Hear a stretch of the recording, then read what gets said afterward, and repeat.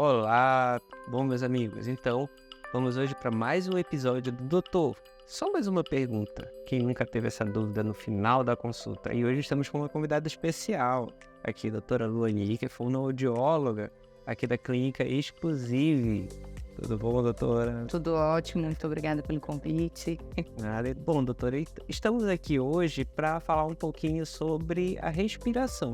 Então, esse mês é considerado um mês da respiração, para dar maior importância, né? A gente viu como ela é importante na época do Covid. Sim, super. Né? E aí a gente queria saber a importância, qual é essa relação da fonoaudiologia com a respiração. Então, a fono geralmente está muito ligada, né, com a parte da audição, da criança não falar, mas na verdade o profissional fonoaudiólogo está envolvido em todas as funções do corpo, aquelas principais, incluindo a respiração.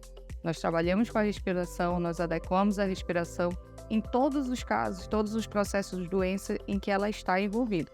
Não só a gente, mas como vários outros profissionais, né, da área da saúde, fisioterapeuta, otorrinolaringologista, os dentistas também. Então, a gente está inserido nessa reabilitação dessa respiração. Por exemplo, com criança, no nosso grande maioria, não é raro ter crianças que respiram pela boca, que em vez de fazer o uso da respiração nasal, respiram pela boca. E isso vai comprometer todas as outras funções de mastigação, deglutição, qualidade de vida, o sono, a produtividade dessa criança. Também tem as outras questões de crescimento ósseo, né, de assimetria de face, tudo por conta da respiração. Então, tudo que envolve essa respiração e toda a musculatura que envolve essa respiração, nós, fonoaudiólogos, estamos lá para fazer a reabilitação, seja na criança, seja no adulto. A gente vê que envolve muito mais, né, do que só mastigação ou só audição, que normalmente o pessoal relaciona com a fonoaudiologia. E a gente vê também alguns casos, cantores famosos que tem um fonoaudiólogo para chamar de seu. Então, não necessariamente precisa ter uma doença, então, para se preocupar com essa respiração, né? A gente vê até casos de cantores, né, antigos e que hoje, devido ao esforço vocal, de não ter feito preparo dessa voz, de trabalhar essa respiração, hoje a voz já não funciona mais que nem antigamente, bombardeio de crítica em cima. Então, hoje, a gente também atua muito com os profissionais da voz. Muito se vê junto com cantores, mas também com jornalistas. Todo mundo que usa a voz tem ali um fono, justamente para saber usar essa voz e saber aproveitar essa respiração a favor dessa fala. A gente fala bem quando a gente respira bem. Quem não respira bem não vai falar bem e muito menos cantar. Verdade. E quanto à questão também de outros profissionais, assim, eu queria saber com você, a gente sabe que a criança, como você falou no início da sua fala, como ela pode necessitar bastante. E os adultos? Você já falou de alguns profissionais, tipo professor? Sim. Utiliza muito. Quais são os outros adultos que podem procurar ou podem se beneficiar do fonoaudiólogo? Hoje, a gente diz que todo mundo trabalha com voz, porque é muito difícil você ver uma pessoa que fica só ali no seu escritóriozinho computador. A gente sempre tem que lidar com o público. E quanto mais se fala no seu trabalho, mais risco você tem para essa função da fala, da voz e da respiração. Então, quando a gente vai pensar nisso, quase todo mundo deveria, pelo menos, ir numa avaliação com fono para saber as orientações de como usar essa voz, essa fala, essa respiração de forma adequada. O que a gente vê, quem mais busca, sem já estar com problema instalado, professores, os cantores, radialistas, jornalistas, esses profissionais que fazem uso mais repetido de voz, da fala, é que nos procuram mais. E aí, em geral, o nosso tratamento nunca é sozinho. Medicina hoje, né? Hoje não, já tem tempo que ela não é mais só o profissional olhando aquele único problema. A gente trabalha, né, multidisciplinarmente. Todo mundo de mão dada para resolver o problema e dar qualidade de vida. Então, aí sempre vai ter equipe multidisciplinar acompanhando junto com a fono, com a físio, a odonto, né? Às vezes chega primeiro o odonto e o otorrino para avaliar essas dificuldades e aí eles que encaminham para a gente, que, né, os profissionais da terapia. Até que agora voltando já para as crianças, que eles são os que detectam mais a questão dos respiradores bucais, né? Então, aquelas crianças que já têm alguma, tá até voltando para o nosso tema de respiração. Então esses respiradores bucais, eles precisam, né, ter esse acompanhamento fonoaudiólogo, né? Precisa muito, porque é bem claro como acaba envolvendo outras funções. Então, aquela criança que está naquele período excelente de desenvolvimento da fala, desenvolvimento do crânio, né, dentário, essa respiração, se ela não estiver num padrão adequado, ela vai alterar todas essas funções. Em casos mais graves, por exemplo, de crianças que são respiradoras orais, como tudo fica concentrado aqui na boca, tem que falar, tem que respirar, tem que mastigar, tem que engolir, tudo só aqui no canto, elas passam a mudar toda a vida delas. Consistência alimentar, só quer comer coisas mais molinhas, mais fáceis de engolir, já não quer mais mastigar, porque dá trabalho, porque fica cansado. Também o rendimento escolar, né? Cai muito, porque o nível de atenção da criança que respira pela boca é muito reduzido, porque ela não tem uma qualidade de sono adequada. Ela está sempre se sentindo cansada, fadigada. Então, nas atividades também esportivas, né, de colocar o corpo em movimento, ela não quer participar. Então, uma coisa você vai vendo que vai puxando a outra por causa de um problema inicial. Então, quanto mais precocemente a gente consegue ver, melhor para tratar. Muito ainda a gente ainda vê, mas ele só ronca. Uma criança pequena ali, 5, 6 anos, não, mas ele só ronca. Não é só um ronco. Isso já é um dos sinais de respirador oral. E isso é um problema que agora é só um ronco, mas os outros sintomas vão começar a aparecer ao longo da vida. E isso pode prejudicar até na vida adulta. Quanto mais problemas a gente tem aqui na primeira infância, mais vai refletir. Ainda mais esses que envolvem aprendizado, né? Todo mundo quer seu filho lá estudando, faculdade, já faz toda uma projeção da criança. E aqui nesses anos iniciais, alfabetização, se a gente não está, né, respirando bem, não vai falar bem, não vai escrever bem, não vai aprender bem, isso vai refletir todos os outros anos dessa criança. Nossa, essas são dicas muito boas até para os pais já prestarem atenção, né? Às vezes pensam que é alguma falta de atenção, que é alguma deficiência até da criança, e na verdade podem ser problemas mais, não digo simples de resolver, Mais contornáveis. mais contornáveis, né? Por exemplo, eu já tive paciente que chegou a seletividade alimentar, que daí já vai pensando em outros diagnósticos que são pro resto da vida e que, né, mais difíceis de serem tratados. Mas não, quando você vai analisar toda a criança, você vê que, na verdade, ali o problema dela é respiratório. E quando você passa a resolver isso, né, em terapia, e é resolvível através de vários exercícios que a gente faz, essa criança melhora a qualidade de vida dela e diz assim, meu Deus, que milagre. Aconteceu do nada, voltou a melhorar do nada. E não é fazer exercícios, ter um olhar, né, sobre o filho, sobre a criança, de que nada é só aquilo. A gente não pode desconsiderar os sintomas que a criança apresenta, porque o pai ronca, ele ronca também, tem muito disso.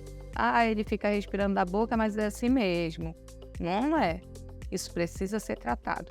E isso são sinais que eu estou falando em criança, mas que também aparecem no adulto, que também prejudica a qualidade de vida do adulto.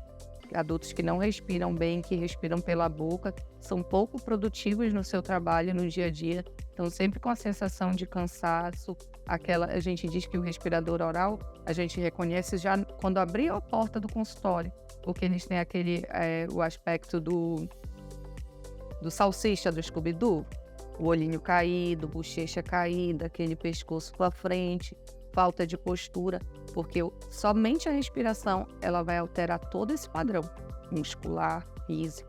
Então não dá para negligenciar. As olheiras, muito comum, porque não dorme bem. A nossa respiração é incrível, que a gente acha é uma coisa tão, né, natural, a gente nem pensa sobre respirar. Mas o fato de usar o nariz para respirar, só o de o ar passar pelo nosso nariz, esse ar já entra filtrado, já entra crescido, já nos previne das doenças infecciosas, gripes, né, esses resfriados, essas viroses que acontecem principalmente nessas crianças que estão nesse início de fase escolar, que estão sempre ficando doentes, sempre um pega gripe, o outro todo mundo pega. A criança que respira pela boca está mais propensa a pegar essas doenças do que a que respira pelo nariz. Então, tudo isso vai ser trabalhado nessa prevenção, né, na adequação dessa respiração para o nariz, para ele voltar a funcionar. E, né, adequar todo esse padrão de vida dessa pessoa. Tente, né, passando justamente por uma série de doenças brônquicas, bronquiolites nas crianças menores, principalmente, né?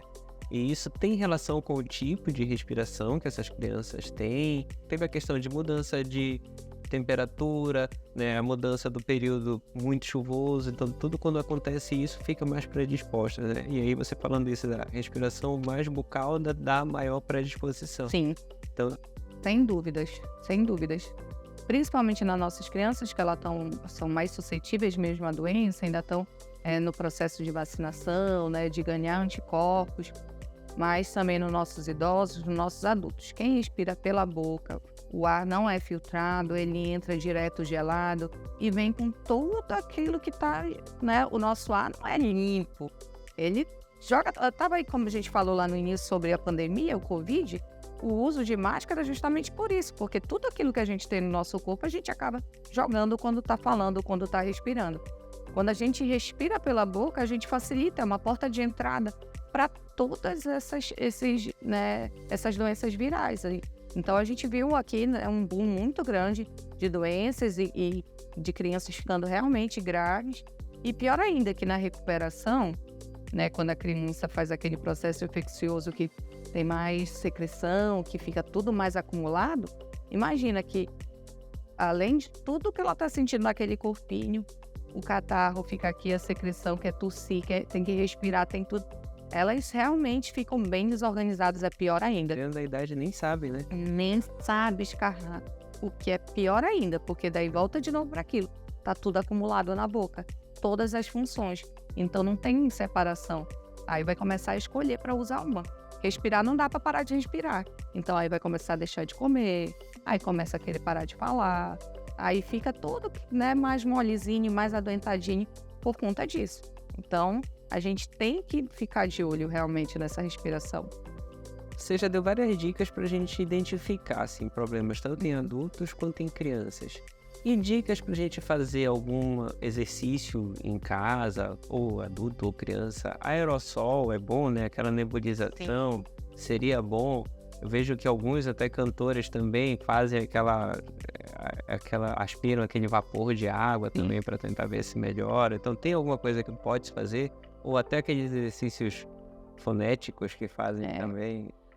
Os exercícios mais específicos dependem de avaliação, né? Porque cada caso é um caso, cada pessoa é uma pessoa.